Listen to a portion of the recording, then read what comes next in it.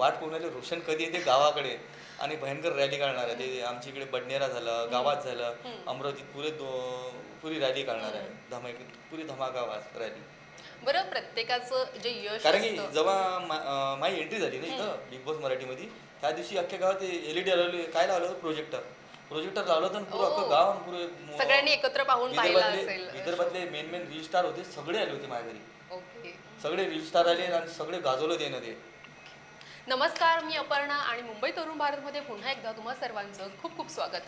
बरं, big boss मराठीचा 6वा season सुरू आहे आणि घरातला 8वा सदस्य आता घराबाहेर जातोय आणि तो स्पर्धक माझ्यासोबत आहे, तो म्हणजे रोशन भजनकर. रोशन, कसा आहे सर्वात आधी? सर्वात आधी तर मी ठीक आहे एकदम. घरातून बाहेर आलो, एकदम आझादी वाटली मला आता घराच्या बाहेर आलो. तुझं मुंबई तरुण भारतमध्ये खूप खूप स्वागत. आणि असं वाटलं होतं आपण इतक्या लवकर इविक्ट होऊ. 50 दिवस झाले होते घरामध्ये. ट्रॉफीपर्यंत ऑफकोर्स सगळ्या स्पर्धकांचं स्वप्न असं पोहोचायचं. काय वाटलं होतं की आपण कुठपर्यंत पोहोचू आणि हे इविक्शन झालंय? काय फिलिंग्स आहे आता सध्या? हे माया बी स्वप्न होतं, कारण माझी पोरगी म्हणे बाबा म्हणे तिथं चालले तर ट्रॉफी घेऊनच येतात म्हणे. मी म्हटलं आता 50 दिवस राहिले ना, आता 50 दिवस बाकी, आता ट्रॉफी तर आपल्याच जोड येणार आहे म्हटले. तर मी आखरीपर्यंत रडलो, पण आखरी इथे काय झालं, मला एलिमिनेशन झालं हम्म, हम्म.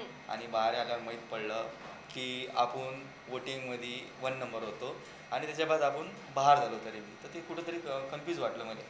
नसताना मी बाहेर निघालो. फॅन्स तुझे बऱ्यापैकी वाढले होते या सगळ्या दरम्यान. तुझे इंस्टाग्राम फॉलोअर्स सुद्धा वाढलेले आम्ही सगळ्यांनी पाहिलं. सो बाहेर आल्यानंतर एकंदरीत काय माहोल दिसला तुला वेगळा, जो वेगळा? बिग बॉसच्या घरात जाण्याआधी आणि बिग बॉसच्या घरातून बाहेर आल्यानंतर? मी बिग बॉसच्या घराच्या बाहेर जसं आलो ना, तर मला एवढं सारं प्रेम दिसलं का लोक किती सपोर्ट करून आले बाहेर अख्ख्या महाराष्ट्रातून. आमचं विदर्भ सोडून द्या, पण मुंबई सगळ्याच इकडून सपोर्ट दिसून राहिला होता मला.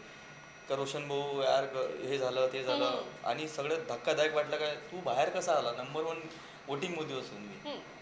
बरं, विदर्भातून तू बिग बॉसच्या घरात आला. तुझी जी भाषा होती, वेगळी भाषा प्रेक्षकांना ऐकायला मिळाली आणि एकंदरीतच सगळ्याच प्रेक्षकांसाठी हे खूप छान होतं की म्हणजे महाराष्ट्रातल्या वेगवेगळ्या बोलीभाषा प्रेक्षकांना ऐकायला मिळाल्या. त्याविषयी काय सांगशील की तुझं तू वेगळे पण जपलंस या शो मध्ये सुद्धा? मी नाही का माझी भाषा चेंजच नाही करू शकत, कारण की मी माझ्या घरी बी असेच बोलतो. आता माझ्या घरी कोणी पाहुणे आले ना, आणि मी आता सोशल मीडियावर व्हिडिओ टाकतो, तर मी असंच बोलतो. कोणी कोणी म्हणते तुम्ही आम्ही बोला, अरे अरे निघतच नाही तर कुठून बोलावं. ही भाषा ते ठुसूठुसू भरलेली आहे पहिल्यापासून. तर मी भाषेची मी चेंज नाही करू शकत. हा, मी बिग बॉसमध्ये ट्राय केला 2-3 वेळा, पण ते निघतेच ते. हां, हां. आता पण स्वतःच बिग बॉस म्हणे मले जमते का म्हणे वराठी भाषा. मी म्हटलं जमते बिग बॉस तुम्हाला पण. सो तिथल्या सदस्यांसोबत जुळवून घेताना मग कसं की भाषेच्या संदर्भात कोणाला तू शिकवलीस भाषा किंवा कोणाला काही शब्द समजले नाहीत, तर अशा काही गमती जमती घडल्या होत्या आता का आमच्या मग? टीममध्ये टोळीमध्ये राहू ना, तर मी बोललो ना, विषयालाच असं अरे काय बोलला तू, अरे आहे काय थांब असं आहे ते, मग असं सांगायचं. मग सागरदा आता कधी ना, सागरदा रोशन आपल्याला भांडे घासायचं चल बरं. हो, आता हा शब्द दिले वेगळं रोशन, मग मला डबल विचार रोशन म्हणजे आपल्याला होळीला ते असं नाही नाही म्हणणार का? सागरदा आम्ही जोडी होती ना आमची, भांडे घासायची रात्रीची ड्युटी होती. तर सागरदा काय करायचा, मी जेवलो का थोडं चक्कर मारायचं, सागरदा मग थांबायचा. तर मग झोपायच्या पहिले आम्ही भांडे वगैरे घासतो. सागरदा येईच माझजवळ, सागरदा मला म्हणते रोशन चल ना आपण भांडे घासू. हाव घासू ना. हाव. तर हा शब्द त्याला वेगळा वाटे, हाव शब्द मले, म्हणजे थोडं ओके. वेगळं वाटे ते. ते पण ते बोलायचे ट्राय करे, मले येते रे अशी म्हणायचे ते.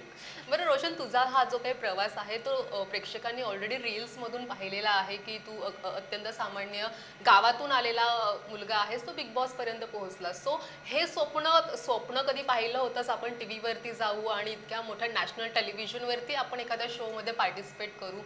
या प्रवासाविषयी काय सांगशील? मी तर मला तर वाटतं याचं पहिले काय स्वप्नच आहे काय, जेव्हा तो पहिला मेसेज पाहिला होता इंस्टाग्रामवर आला होता आणि नंतर मी नंबर दिला, मग बोलणं झालं. तर तुला बिग बॉस मराठीसाठी आवडन काय, म्हणा हा बिग बॉस मराठीसाठी कोणाला नाही आवडन, एवढ्या मोठ्या शोमध्ये आले भेटू राहिलं. तर हे तर माझ्या पोरीचं म्हणणंच होतं की बाबा एवढ्या टी व्हीवर जाते मी, आणि ह्या चॅनल भेटला आणि खतरनाक फिलिंग होती का माझ्या कामावरचे लोक, गावातले लोक, माझे दोस्त सगळेजण खुश झाले होते. अरे यार एवढ्या मोठ्या स्टेजवर आपल्याला दादा चॅनल भेटला, जा आता. बरं, या आधीचे कोणते सीझन्स पाहिले होतेस का? मग काय एक स्ट्रॅटेजी प्लॅनिंग वगैरे काय होतं घरात जाण्याच्या आधी? माय काहीच नव्हतं, काही सीझन पाहायला भेटलंच नाही मला, टाईमच नाही भेटे. कारण सकाळी 4 वाजता जाणं, संध्याकाळी 7-8 वाजता या, मग अजून वर्कआउट करा, बॉडी बिल्डिंग करू मी. आणि अचानक मध्ये माझ्याला सिलेक्शन झालं होतं हे. खरं त्यावेळेस मी कॉम्पिटिशन बी खेळत होतो आणि एक ह्या शोमध्ये याच्या अगोदर मी कॉम्पिटिशन बॉडी बिल्डिंग खेळून आलो होतो.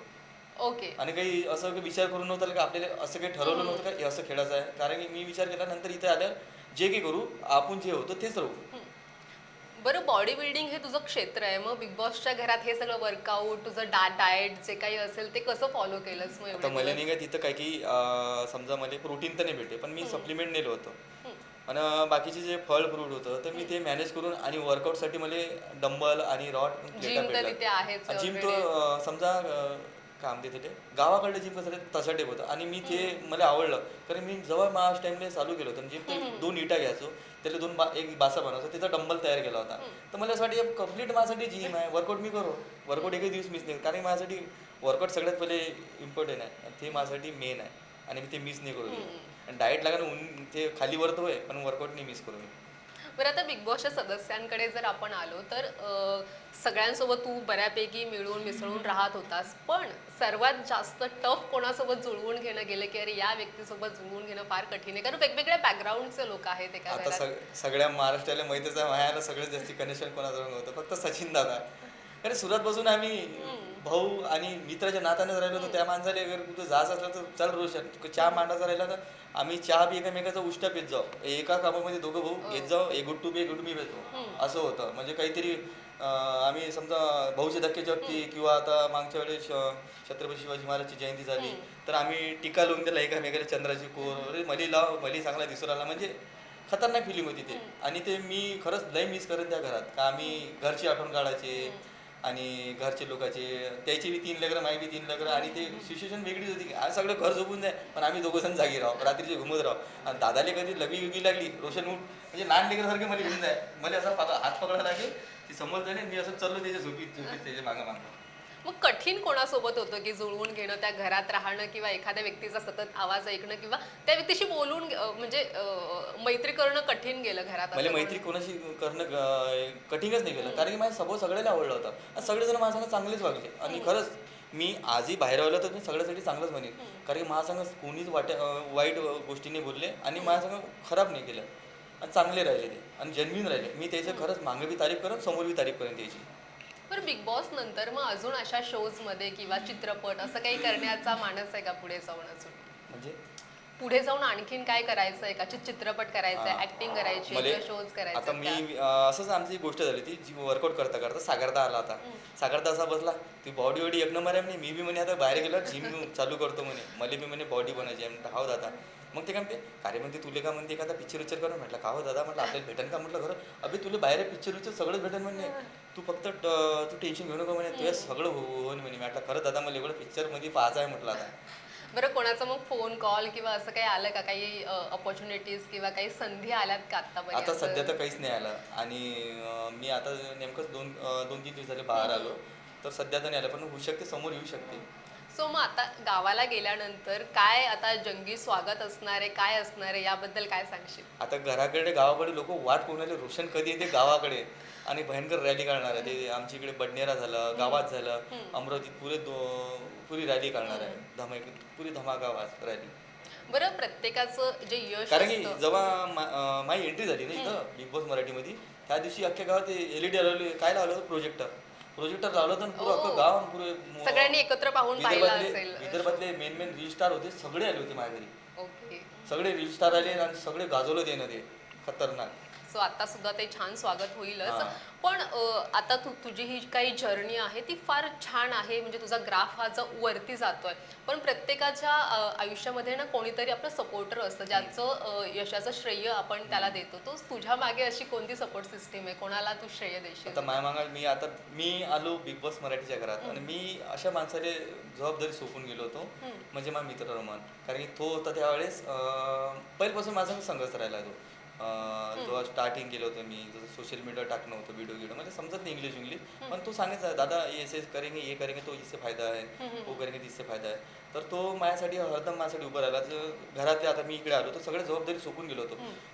PR कोण सांभाळणं, कपडे मला काहीच माहीत नव्हतं. मी कॉम्पिटिशन घेत होतो, कपडे कुठून येणार आहे, PR कुठून कसे काय करू राहिले मला काहीच नव्हतं. सगळं टेन्शन त्याने घेतलं होतं. आणि सोशल मीडियामध्ये काय गाजवलं आहे, ह्या येणं लोकांना खतरनाक गाजवलं आहे. मी जेव्हा बाहेर येऊन पाहिलं तर सगळ्याकडे मी दिसू राहिलो आहे. आणि सगळं श्रेय ते त्याला जाते की जे रमन मा मित्र आहे ते ना पुरी टीम बनवली आणि सगळं खतरनाक केलं ते तांडव. ओके. सो रोशन, तुझी ही जर्नी खूप छान होती आणि तुझे रील्स सुद्धा आम्हाला सगळ्यांना आणि पाहायला याच्यात नाही आवडतात. काय मेन म्हणजे एक बदलाव झाला.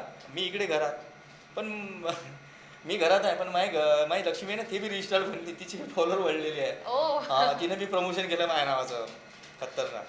सो अजून आम्हाला अशा छान छान रील्स पाहायला मिळत आणि तुला आणखीन छान छान प्रोजेक्ट्स मिळत त्यासाठी खूप खूप शुभेच्छा आणि थँक्यू सो मच. बिलकुल बिलकुल धन्यवाद थँक्यू.